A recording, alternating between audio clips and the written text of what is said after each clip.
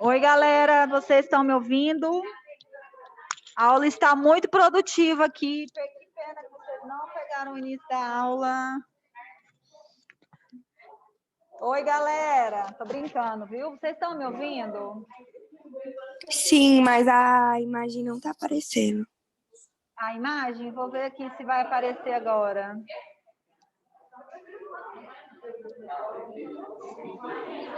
Oi, apareceu. Então, galera, tá sentindo frio? Sentindo frio?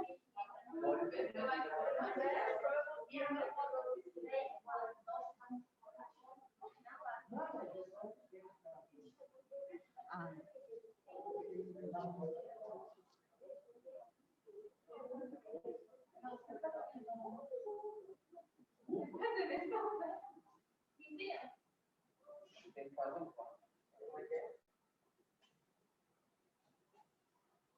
Meu Deus do céu. A juventude está perdida.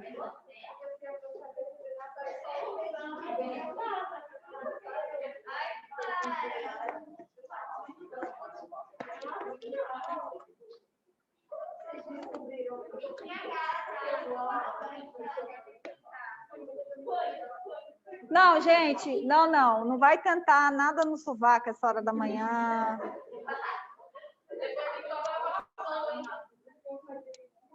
Não, gente, esse aqui, ó, alguém trouxe esse aqui, não é daqui. É esse aqui. Vai? Aê. Oi.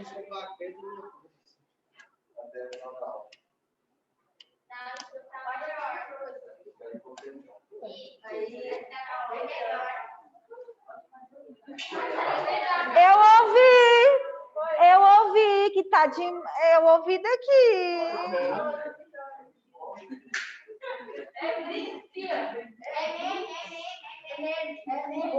O povo que tá com o celular na mão, tipo assim, oi? Não. Não. Como diz o outro, aguenta o chifre, sustenta aí a história e fica pesado. Isso aqui eu já falei com vocês, né? Esse poema, tal, tá bem mais para frente, né? Não, parei aí, tá? Fui muito para frente. Aqui. Então, só para terminar isso, né? Toda vez quando eu produzo um texto, ele é resultado dos outros textos que eu vivi na minha vida. Então, é meio que a história do galo. Um acorda o outro, e um texto se liga o outro, a um que veio antes, e você é a carga desses textos. E aí eu falo, professora, então, quando alguém fala para mim, nossa, você só... Esse tipo de música aí te desqualifica.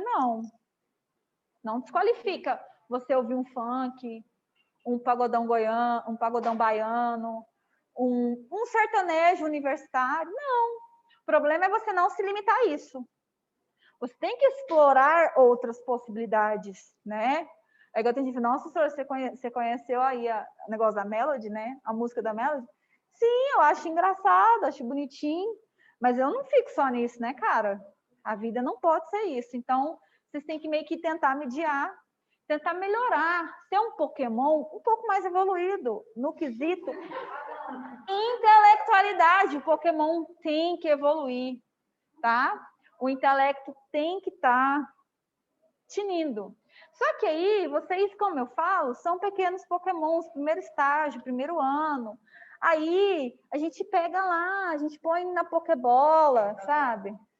A gente vai com calma. Oi? A gente vai com calma com vocês. Quando está no segundo ano, aí o negócio... Os meninos do segundo ano já viram isso nessas 2 últimas aulas. Eu preciso que a bagagem intelectual de vocês já esteja um pouquinho melhor. Só que vocês, mesmo no primeiro ano, vocês têm acesso a tantos textos, a tantas coisas, que vocês podem sim ser melhores. Vocês têm possibilidades que os pais de vocês nunca sonharam em ter. A internet abre uma possibilidade de conhecimento muito grande. É muito ruim quando eu vejo alguém falar, eu não sei. O que significa isso? Aí eu, dá um Google, cara. Sabe? Não sei se vocês têm essa curiosidade. Às vezes aparece falando de um negócio que você não entende, você vai lá no Google e você fala, ah, é isso. Aí você consegue entender de outra maneira aquilo que você está vendo.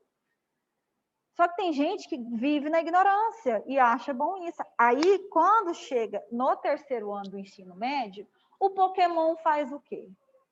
Começa a querer evoluir. Ou, querido, levanta a cabeça, sustenta, isso. Aí.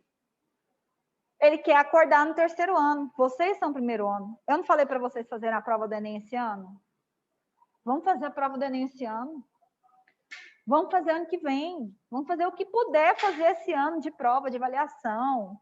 Se dedicar mesmo. Por quê? Porque como a gente está nesse processo híbrido, né, às vezes remoto, tá mais fácil para se destacar, entendeu? Tá mais fácil para você pegar a vaga do seu concorrente. Se você quer um curso muito disputado, você está no primeiro ano. A sua concorrência, que precisa de alguém estar puxando, às vezes não vai ter esse professor para puxar, porque também ensino médio é diferente do ensino fundamental. Talvez vai ter professor que não vai saber o seu nome, não vai nunca nem ter olhado nos seus olhos durante a aula dele, porque a carga do ensino médio é diferente. Mas você, se você fizer diferente desde o primeiro ano, cara, você consegue, a sua concorrência nem... Aí tem esse vídeo, assim, não tá muito claro para vocês, mas tá pegando fogo, tá? É uma fumaça e tem alguém, né, com os braços. Aí qual ideia que essa imagem está trazendo? Remete o quê, né, quando você vê um negócio desse? Não tem nem uma palavra, mas essa imagem nos traz a ideia do quê? Da necessidade de ser ajudado, a ideia de socorro. A maioria das pessoas nessa situação aqui falaria o quê? Pega fogo, cabaré? Não. Falaria o quê? Socorro. Socorro sendo proferida, compreenderemos muito bem a situação e o que ela quer dizer. Assim, socorro pode ser considerado um texto. Ou seja, uma palavra é um texto. Uma palavra é um texto. Vou dar uma palavra que é um textão. Sororidade. Alguém não sabe o que é sororidade? Sororidade é um sentimento feminino de uma mulher em relação a outra. É como se todas as mulheres do mundo fossem suas irmãs. Esse é o espírito da sororidade, mas é uma palavra só. Significa tem uma significação muito grande, uma importância muito grande. É uma palavra só.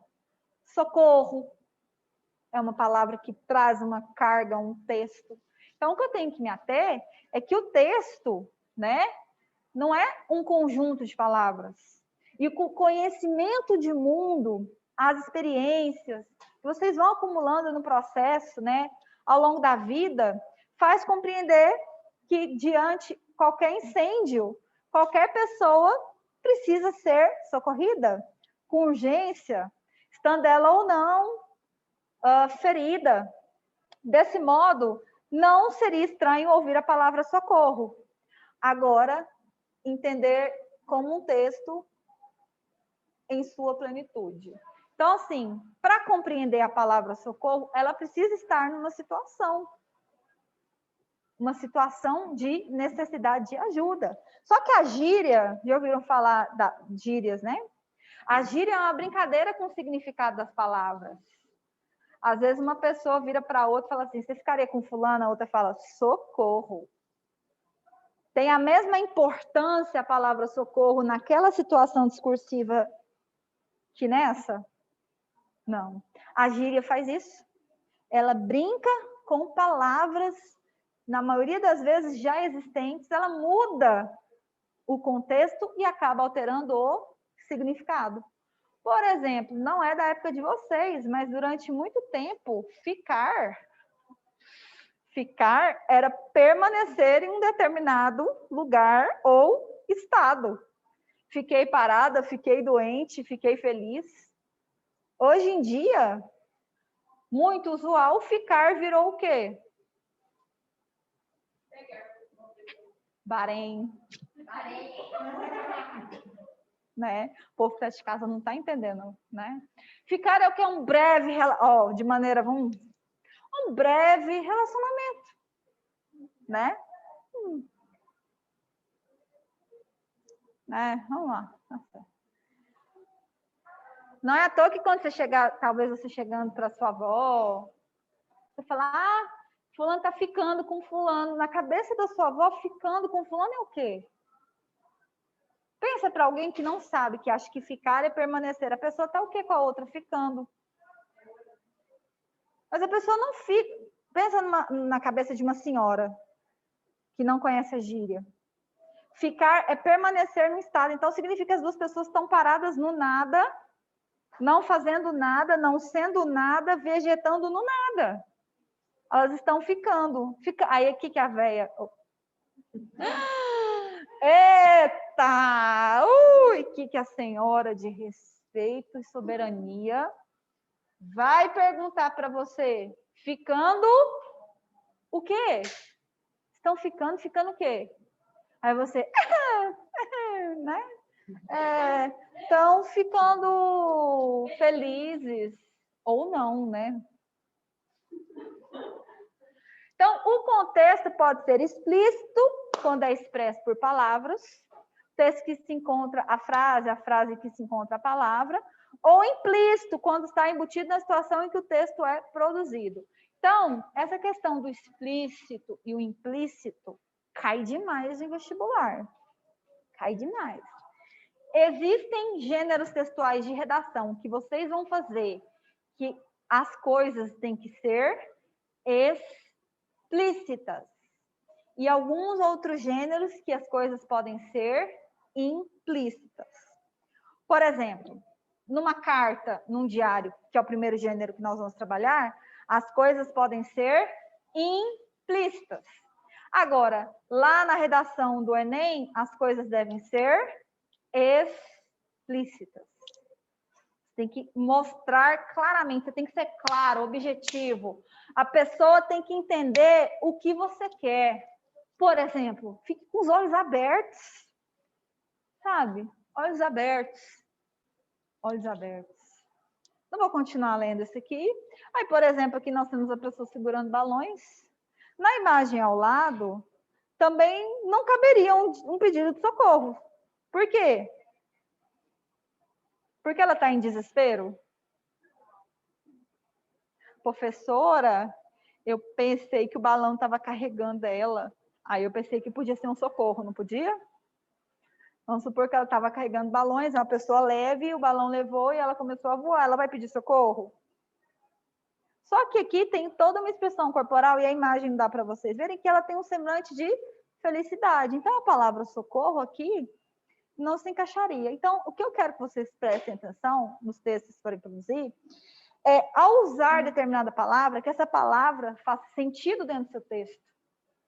Tá? Faça sentido dentro do seu texto. E na proposta de redação, você demonstre que você entendeu toda a proposta de redação, escolhendo as palavras adequadas para escrever o seu texto. O texto que eu pedi para vocês fazerem, que foi a proposta que caiu no Enem, vocês precisam ser muito claros na questão dos estigmas. Eu pedi que os alunos fizessem o tema da redação do Enem do ano passado, tá? Quem não estava aqui na aula na semana passada, você pega a proposta de redação e faz para mim. Eu vou avaliar, é bem de sondar, avaliação diagnóstica. E aí envia para o meu e-mail. Quem quiser anotar meu e-mail chama estudostextuais@gmail.com. Simples. Tá? estudostextuais@gmail.com. Tentei fazer um e-mail que não fosse meu nome, porque nunca dá o seu nome, aquela sequência de números. Estudos textuais. Tá? gmail.com. Aí envie para lá que eu vou corrigir. Aí, por exemplo, pedi para vocês fazerem a redação do Enem. Muitas pessoas ficaram muito atreladas a falar sobre saúde mental. O que é saúde mental? Como tratar a saúde mental? E esqueceu de pensar nos estigmas. Todo tema de redação tem uma palavra que delimita o tema.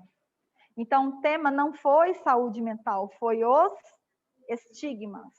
E aí você tem que tomar cuidado com uma coisa. Falar de Brasil. Sociedade é brasileira. Ah, professora, eu posso pegar um exemplo de fora? Pode. Você pode pegar um exemplo de fora. Mas sempre trazer a questão de volta para o Brasil. Posso pegar um exemplo positivo que aconteceu, sei lá, na Inglaterra? Pode. Mas aí a questão que você tem que trabalhar é voltar para o Brasil. Em um momento citar uma Inglaterra, sim, mas sempre voltar para o Brasil. É uma das características do Enem e de quaisquer outros vestibulares que você vai prestar prova. Olhe para mim, guarde o celular, que eu estou vendo o reflexo do celular nos seus olhos. Não, não foi ele, não, já está acusando o colega. Espírito acusador. Eu tenho que ficar de olho nele? E eu tenho que ficar de olho nele? Acho que estraguei uma amizade, não é mesmo? Talvez. Então, assim, tomem cuidado, tá? Toda prova tem um peguinha. Sempre tem. Não, se deu, né? Se você estudar, leia. Quem tem leitura, pega a prova e faz assim, ó. Tá de ombros, fala assim, fácil. Agora, quem dormir no ponto, camarão que dorme, a onda leva. Gente, eu não estou entendendo por que tá isso aqui, mas vamos assim mesmo, porque, né? Já deu certo de ligar, não caiu, outro professor não invadiu a minha aula. Eu queria dizer que ele invadiu a minha aula. Que ele chegou aqui depois, você viu que ele chegou? Não invadi não, saiu falando que não invadiu. Chegou lá na sala dos professores, me pediu desculpa, porque disse que invadiu sim.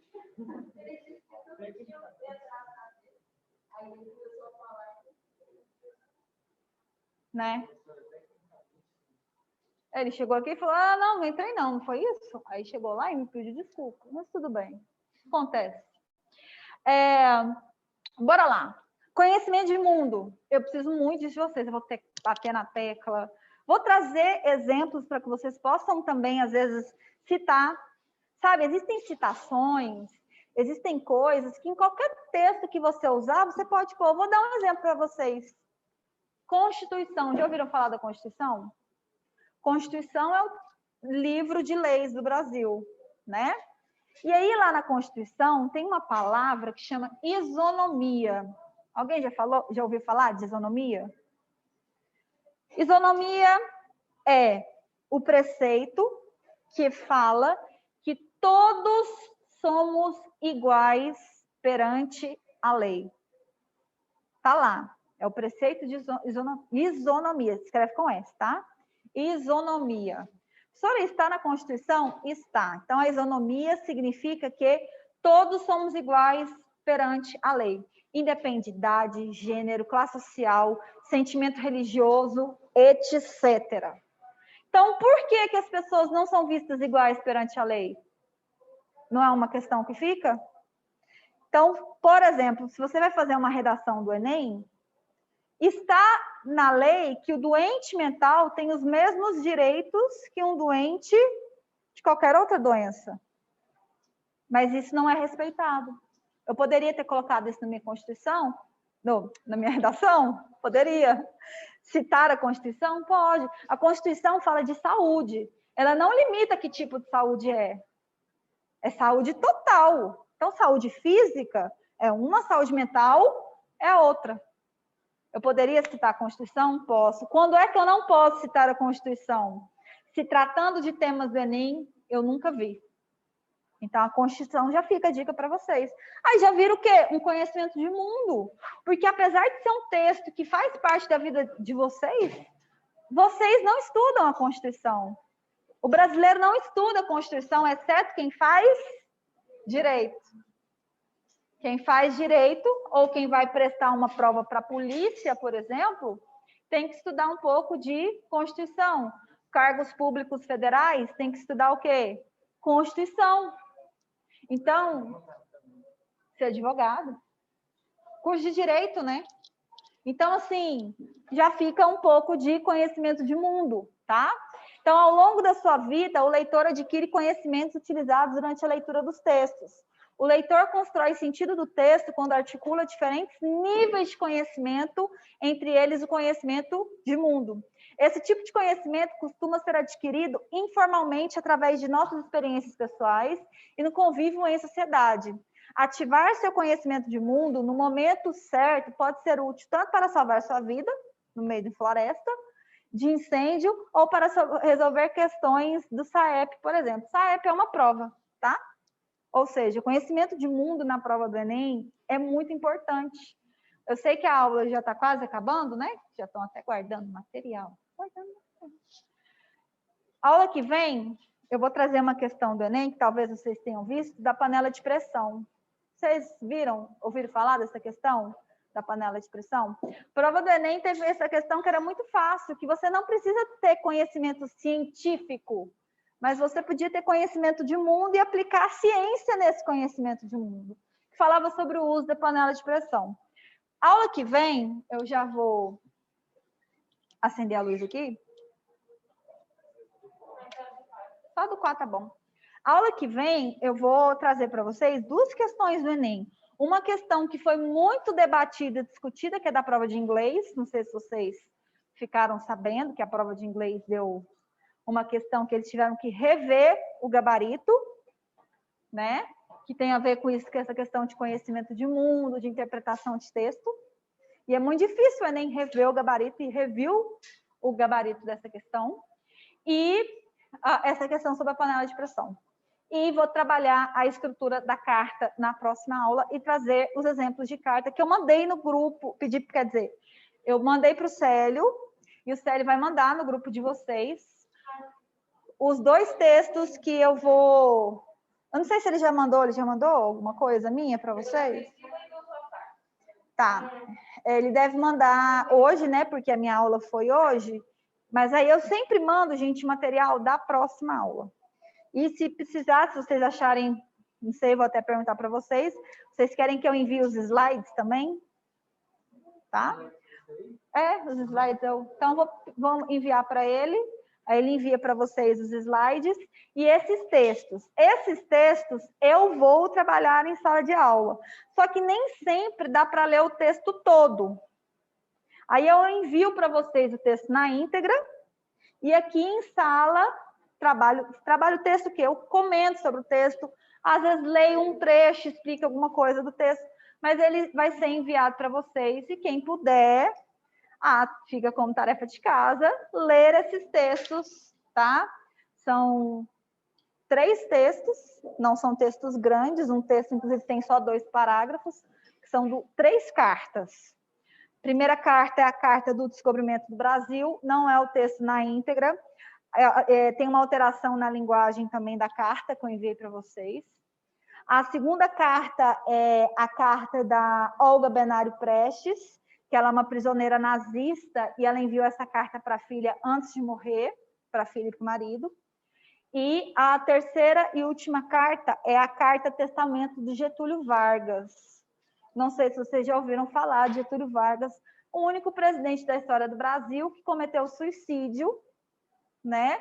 Ao invés de entregar o poder, ele comete suicídio e é uma carta muito intensa, bem bacana, apesar de ser uma carta suicida, né? Falar, nossa, a carta é bacana, mas falar, nossa, você é meio cool, meio dark, talvez, mas não. Porque são 3 textos importantes, essa carta tem uma importância também muito grande, mas a gente trabalha bem a estrutura da carta, que não é difícil. Quando você optar por fazer carta ou diário num vestibular, por exemplo, que tem vestibular que pede carta argumentativa, o foco é a estrutura.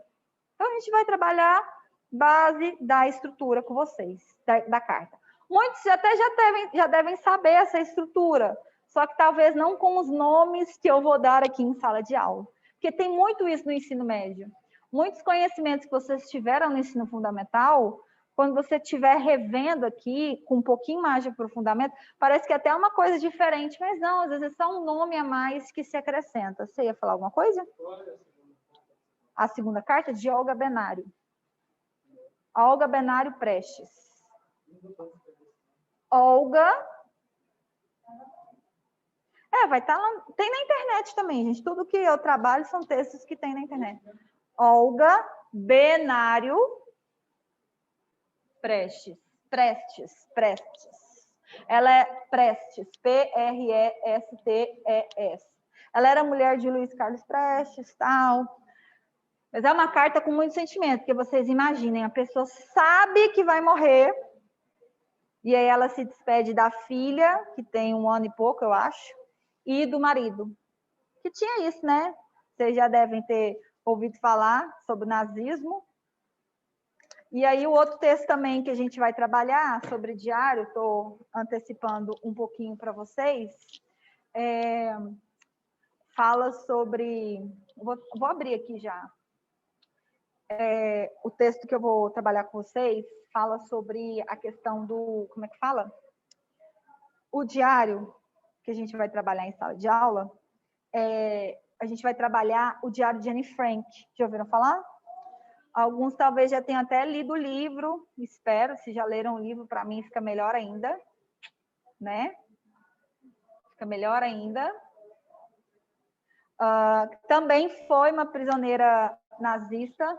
Tá voltando? Também foi uma prisioneira de guerra, né? Só que uma jovem prisioneira de guerra. Então... Oi? Na verdade, ela presa não, né? Ela ficou escondida. Ela morreu com quase 15 anos. Muito triste a história dela, né, gente? O nazismo é uma das coisas que... Aí tem alguns alunos que viram para mim e falam: "Oi, professora, mas por que aconteceu isso?"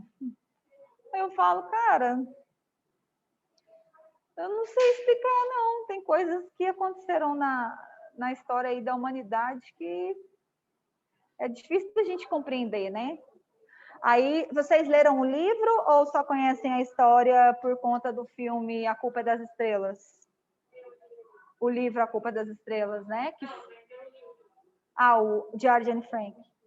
Sora, vai precisar comprar o livro Diário de Anne Frank? Não. O que eu vou usar eu acho que é essa aqui. O que eu vou usar do Diário de Anne Frank, eu vou trazer para vocês, porque é um livro que foi baseado no diário dela.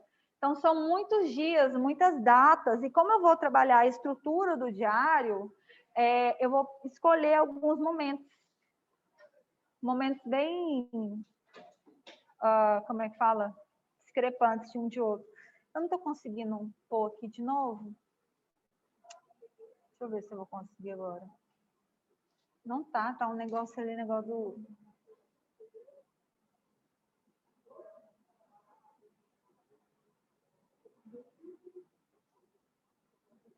Gente, vocês estão conseguindo abrir aqui? Vocês estão em casa, vocês estão vendo direito esse negócio que eu estou tentando abrir? O Data Show?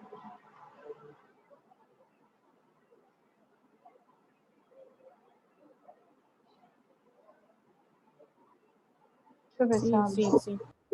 Vocês estão vendo? Que bom, então, porque aqui não está saindo. Estranho. Aí, aqui está voltando, vocês estão em casa, vocês estão vendo aí mais um aprofundamento sobre tipos de registro. Ai, meu Deus. Sobre tipos de registro, que são os dois que eu já falei, né?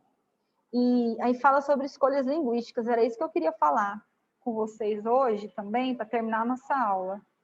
Deixa eu ver se eu consigo organizar aqui. Não, tá. E nem o que é mais doido é que para aqui não está aparecendo. Oi? Pois é. Ah, agora vai. Eu acho que vai. Oi. É?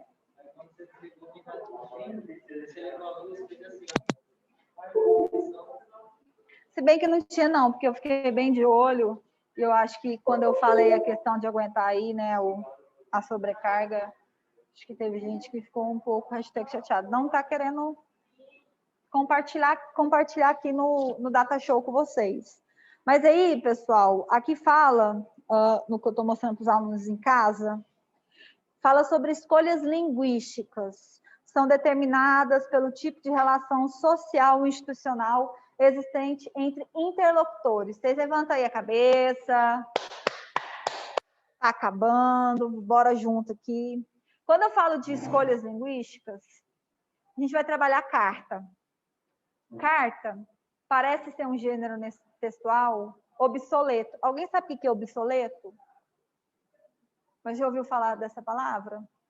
Obsoleto é desuso, algo que está em desuso, que as pessoas não utilizam mais. Se for alguém na vida usa carta, usa. Você tem que entender que ainda a tecnologia não é um bem que todos têm. Nos interiores do Brasil, ainda a comunicação é feita através de cartas. E qualquer tipo de registro formal tem que ser feito através de cartas. Por exemplo, as cobranças. A carta, sempre vem uma cartinha de cobrança à casa das pessoas. Por mais que hoje em dia existam os meios de cobrança de telefone, celular, tudo, mas ainda existe isso de como deixar a coisa concreta. A carta concretiza isso. Fora que existe a carta pessoal. Ainda existem pessoas... Existem pessoas...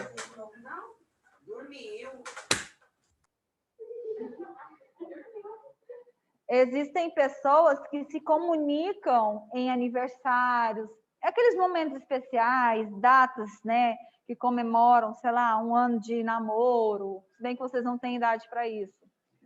Mas, né, aniversário da mãe. Lembra quando você era pequeno que você escrevia uma carta? Querida mamãe, eu te amo, parabéns. E a mãe lia, tem mãe que guarda esse negócio. Aí vocês param de escrever uma carta. Pô, escreve uma carta. A mamãe fala assim, mamãe, eu ainda te amo, tá bom? A mãe lê e fala, olha, tem um erro de português aqui, né? Mas escrever algo para outra pessoa, uma carta, é tão legal receber carta. A carta ainda tem ainda faz isso, porque uma pessoa parar o tempo dela e escrever para você, aí tem essa relação do destinatário. A escolha linguística que aqui fala tem muito a ver com o destinatário. Por quê? Uma carta pessoal é diferente de uma carta argumentativa. Carta pessoal, eu sempre tenho uma proximidade com quem eu estou escrevendo. Então, existe um grau de intimidade. Eu vou fazer o registro formal, mas um registro formal mais tranquilo, mais suave. Agora, quando a carta, né, é aquela carta argumentativa, eu vou escrever para quem eu nem conheço, eu vou chamar de meu querido? Não vou escrever meu querido. Né? Vou dizer os meus sentimentos íntimos para um desconhecido? Não, eu não vou. Então, tem que fazer essa seleção linguística de acordo com quem eu vou escrever a carta. Aí, eu quero deixar isso para vocês. Na prova de redação, às vezes, na proposta, vem delimitando para quem você vai escrever a sua carta.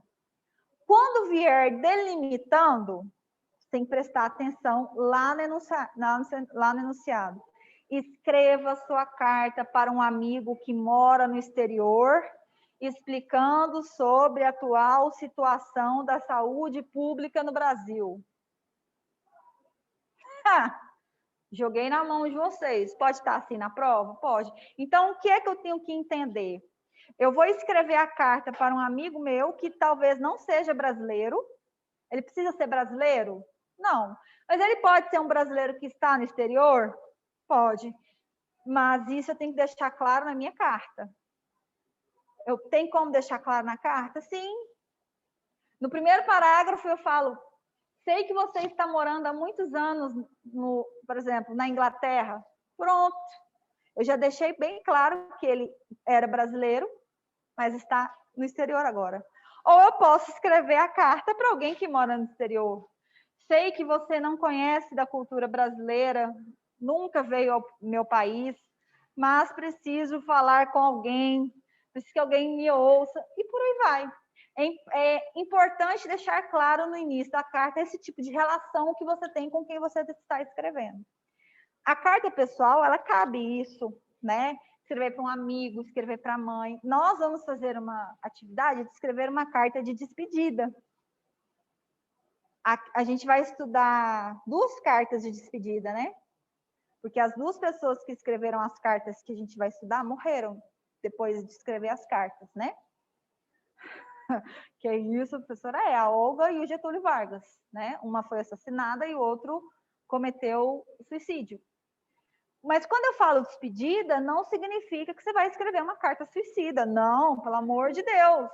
Mas uma carta de despedida. Você pode se despedir de um amigo que vai embora. Você pode ir embora e se despedir dessa pessoa. Mas se você quiser se pôr num personagem doença terminal, você pode escrever a sua carta de despedida. Pode ser o fim de um relacionamento amoroso. Pode ser a despedida de um emprego. Você vai escrever a carta para o seu chefe. Você vai mudar de emprego e você vai escrever uma carta para o seu chefe. Ou seja, dependendo para quem você vai escolher a carta, escrever a carta, se você puder escolher na hora da prova, a sua carta vai ter uma pegada. Como assim? Para o seu chefe? Você gostava do seu chefe? O seu personagem, quando escrever a carta, gostava do seu chefe? Não. Cara, ele vai escrever uma carta de despedida para o chefe. Qual que é a oportunidade que ele tem nessa carta? Entende? Então, tudo isso, vocês têm que abrir a caixinha de vocês e serem criativos. A carta dá essa possibilidade de criatividade. Ah, para que eu vou fazer uma carta chorosa, deprimida? Não, é uma carta de despedida, ao fim de uma relação, vou pôr uma mulher se libertando, sei lá, do relacionamento dela, ou o cara se livrando de uma mulher que era, sabe, que pegava no pé dele e fazer isso. Eu tenho que fazer isso, eu tenho que fazer esse tipo de escolha para o meu texto ser mais fácil de ser escrito. Outra coisa que eu queria dizer para vocês, que eu cobro muito dos meus alunos. Como eu falei, nós temos 5 competências no Enem, e aqui nós vamos trabalhar 5 competências também. Dessas 5 competências, a primeira competência fala de gramática, de uso de norma padrão, ou seja, escrever correto, pontuar, não repetir palavras. O maior erro de alunos de primeiro ano, repetir palavras. Eu pego o texto e está lá 7 vezes escrita a mesma palavra. Isso é pobre. E, professor, eu fiz isso na minha redação. Lembra? Ela é diagnóstica. Eu vou devolver para você. E se eu escrever assim, repetição de palavras, você já sabe, você tem que ficar ligado. No Enem, você só pode escrever a palavra 2, 3 vezes no máximo e não em parágrafos próximos. Sério, professora? Sim, você não pode. Quantas palavras tem em língua portuguesa? Para que você vai repetir? Você tem que mostrar vocabulário. Então, competência 1 trabalha isso. Competência 2, trabalha o tema, se você entendeu o que era para ser falado. Você compreendeu o tema da redação, é a que faz zerar a prova. Porque às vezes você erra pra caramba português, mas tirar 0 significa que você não acertou nenhuma palavra.